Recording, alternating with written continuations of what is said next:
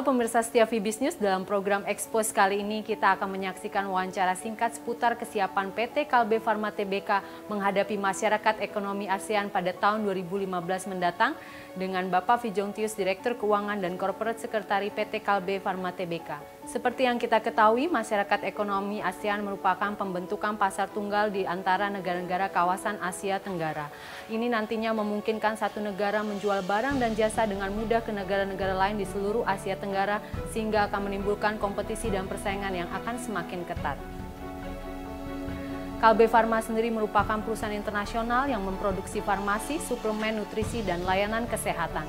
Perusahaan ini juga menghasilkan berbagai macam-macam bahan farmasi. Kalbe Farma memiliki moto Innovation for a Better Life. Berikut petikan wawancaranya.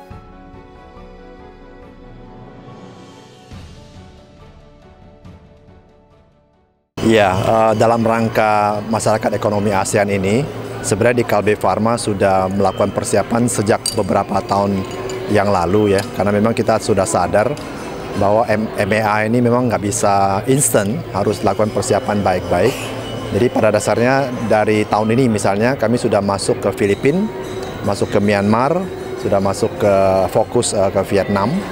Nah untuk tahun depan memang kita akan perbanyak lagi negaranya, misalnya contoh kita akan tambah dengan Thailand dan juga Malaysia. Kita akan lihat produk-produk apa yang cocok untuk kedua negara tersebut sehingga kontribusi kita, karena kita tahu bahwa ekspor ini itu baik untuk Kalbe dan juga untuk industri secara total ya.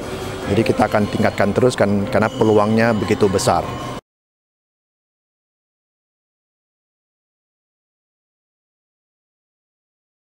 Ya, memang setiap emiten paling tidak harus melakukan dua hal ya. Misalnya seperti di Kalbe lah, itu mirip. Saya pikir di emiten lain juga akan sama ya.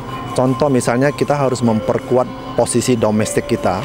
Karena kita juga tahu bahwa kesempatan di Indonesia juga sangat besar ya. Kita tahu bahwa penduduk kita banyak, kebutuhan kita banyak ya, mulai dari yang basic sampai yang kelas atas gitu ya. Jadi saya pikir memperkuat domestik, terutama misalnya daya saing ya. Kita tahu bahwa kita harus kuasai distribusi karena negara kita negara kepulauan. Kita harus manfaatkan itu, kita optimalkan hal itu supaya posisi kita jangan hanya menjadi pasar, tapi kita juga menjaga supaya lokal ini menjadi milik kita juga. Itu nomor satu. Nah nomor dua memang baru kita berbicara bagaimana ekspansi keluar. Di situ kita juga bawa apa competitive edge kita di mana, inovasi kita di mana ya.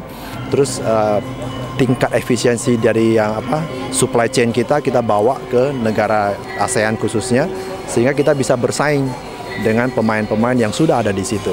Nah kalau dua hal ini berjalan secara berbarengan, jadi nggak ada yang duluan mana yang belakangan gitu ya, jalan berbarengan, itu saya yakin emiten-emiten akan bisa melihat lebih banyak opportunity dibandingkan dengan kesulitan-kesulitan lainnya.